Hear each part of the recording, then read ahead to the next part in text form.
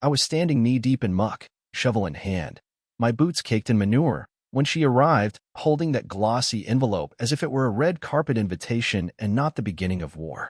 "You've been fined $80,000, she announced, her voice clipped and gleeful. I blinked at her, struggling to process the words. "For what?" I asked, genuinely baffled. "Livestock," she said with a sniff, wrinkling her nose as though the very word offended her. She swept her manicured hand toward the open fields, the sturdy stables, the 3 horses lazily chewing hay beneath the wooden sign that read, "Welcome to Carter Creek Ranch, EST 1947. I turned back to her, Meredith Hastings, president of the Willow Hollow HOA, standing there on my family's land, dressed as if she'd just left a boutique spa, not trudged across a working ranch. In that moment, it became crystal clear. This wasn't going to be a matter settled with reason. This would be a battle of will, and I had a barn full of it. The ranch was all that remained of a once sprawling 100-acre property, whittled down to 10 acres through generations. Despite the rapid creep of suburban sprawl, our land was still zoned agricultural. My uncle, a stubborn man with fire in his veins, had spent the better part of his life fighting off developers, preserving this piece of Texas history. When he passed, he left it all to me, the land, the horses, the old tractor, and, apparently, his running feud with what he called the clipboard tyrants. At the time, I thought he was exaggerating. He wasn't. 2 weeks after I moved in, I received a thick, fancy envelope bearing the HOA's gold-embossed crest. Inside was a notice of $15,000 in fines. The charges? Unauthorized agricultural activity, disruptive animal sounds, and unapproved fencing, referring to the custom steel post fence my uncle built 20 years ago. I laughed out loud. It had to be a mistake. I called the number listed and scheduled a meeting. That's when I met Meredith Hastings in person. "Your property disrupts the aesthetic harmony of the neighborhood from at least 3 vantage points," she drawled during our meeting, her voice dripping with self-importance. "My land isn't under your jurisdiction," I told her bluntly. "We'll see about that," she replied, lips curling into a tight smile. 3 days later, she showed up at my driveway, clipboard in hand, red heels sinking into the gravel, a scowl set so deep it looked etched in stone. "That barn is an unapproved structure," she barked. "Those horses are unregistered livestock. That scarecrow is a visual nuisance." She even had the nerve to ask if my horses were vaccinated against community spread, as if the flu among equines posed a public health emergency. I offered her coffee. She declined. Shortly after, a laminated red sign appeared by my mailbox. Notice, HOA fines pending. Property in violation. The sign spooked Max, my most spirited gelding, who, in his panic, smashed through a gate. This wasn't just harassment. It was sabotage. I tore down the sign, marched straight into the HOA's lavender-scented community shack, and slapped the sign onto Meredith's pristine desk. "You trespassed," I told her, voice low. "Community access overrides private barriers," she sniffed. I laughed, heartily. "Not on agricultural zone land." For the first time, her smirk faltered.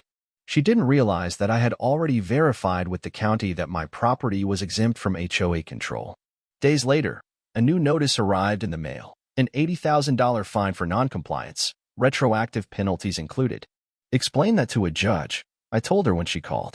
"Gladly," she chirped. But her confidence cracked when I mentioned I had legal representation. I wasn't picking a fight with anyone.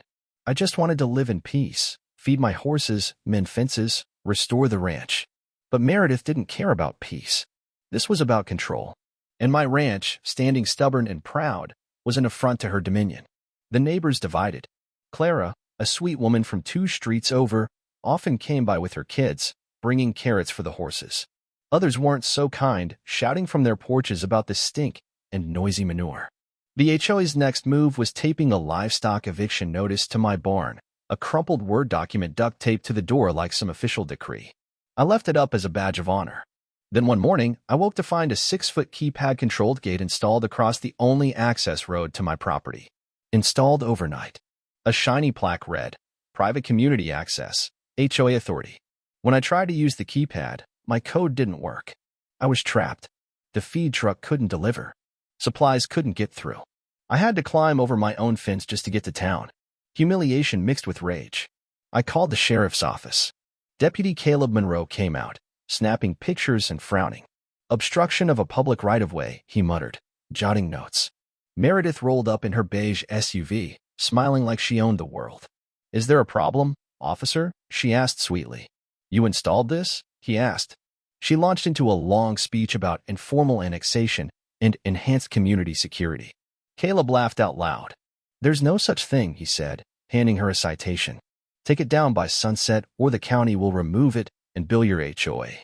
The contractors arrived that afternoon, unbolting the gate while Meredith stood nearby, photographing every hole in the dirt as if documenting a crime scene. But she wasn't done. That night, my barn was pelted with eggs. Days later, the water pressure in my stables dropped. When I checked, I found the intake pipe clogged with shredded mulch and debris stuffed in deliberately. The horse trough sat dry. I replaced the filter, filed a police report. Then, around midnight 2 nights later, a convoy of HOA golf carts circled my property, alarms blaring, headlights sweeping across the fields, spooking the horses into a frenzy. When I shouted, they sped off into the darkness. The next morning, I found a slashed hay bale drenched in motor oil. Enough was enough. I installed motion lights, security cameras, even a drone equipped with real-time alerts.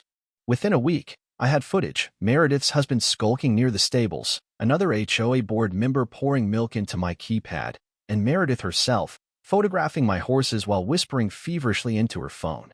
I compiled everything, printed the screenshots, attached zoning maps, and mailed cease and desist letters to every board member. The cracks in their unity appeared fast. 3 board members resigned immediately. 1 even apologized. But Meredith?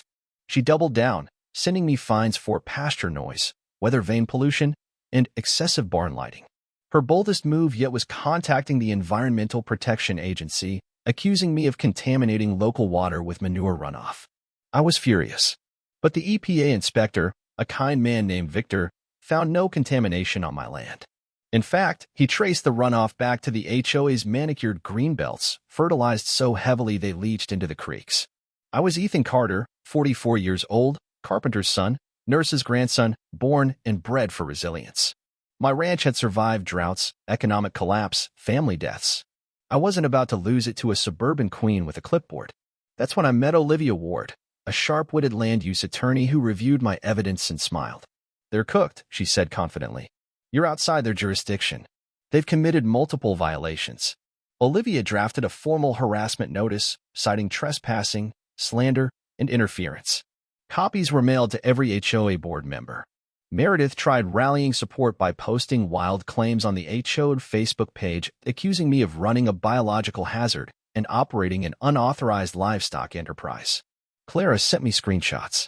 But instead of isolating me, Meredith's lies backfired. Neighbors grew curious. Families visited. Children played with Max and Daisy. Clara organized a small harvest day, where kids learned to groom horses and plant gardens. The ranch became a community hub. Finally, Olivia suggested a direct confrontation. We attended an HOA meeting held in a pastel clubhouse that smelled of lavender and resignation. Meredith, mid-rant about public safety, froze when Olivia and I entered.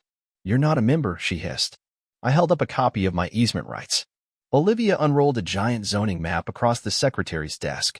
"This," she said, tapping the paper sharply, "is the HOA boundary.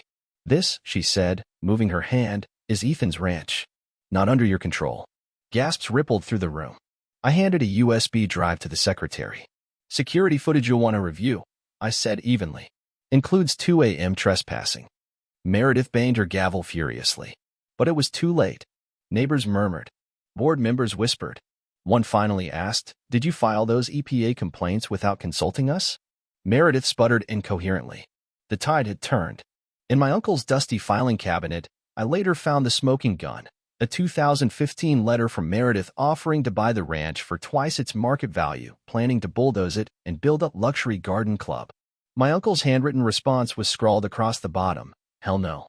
Olivia called it motive gold. The harassment wasn't personal hatred. It was envy. Meredith's final act of desperation involved calling the fire department during a backyard barbecue, falsely reporting a tire fire. The responding captain laughed when he saw the neatly permitted fire pit and kids roasting marshmallows. Weeks later, I filed suit. Harassment, defamation, interference, emotional distress. Seeking $250,000 in damages. Depositions followed. Subpoenas were issued. Witnesses flipped. At trial, Olivia methodically dismantled Meredith's defense, playing the security footage, presenting zoning maps, highlighting the EPA findings that exposed the HOA zone contamination. Meredith broke on the stand, admitting she had tried to pressure my uncle, and then me, into selling. The judge ruled in my favor, all fines voided, $200,000 awarded in damages, and a permanent injunction issued against further harassment. Meredith's desperate appeal was denied. Her resignation from the HOA came swiftly and quietly. Not long after, her beige SUV disappeared from the neighborhood for good. I rebuilt the barn. I expanded the pasture. I added a training arena. At the ranch entrance, I hung a new sign. Carter Creek Ranch, horses welcome. Meredith not. The kids still visit. The neighbors wave. I ride Max at sunset, the cool Texas wind whipping past, the fading sun setting the fields on fire with gold. My uncle's legacy stands firm. Freedom won. Not just for me. For everyone who's ever been tired of fighting clipboard tyrants.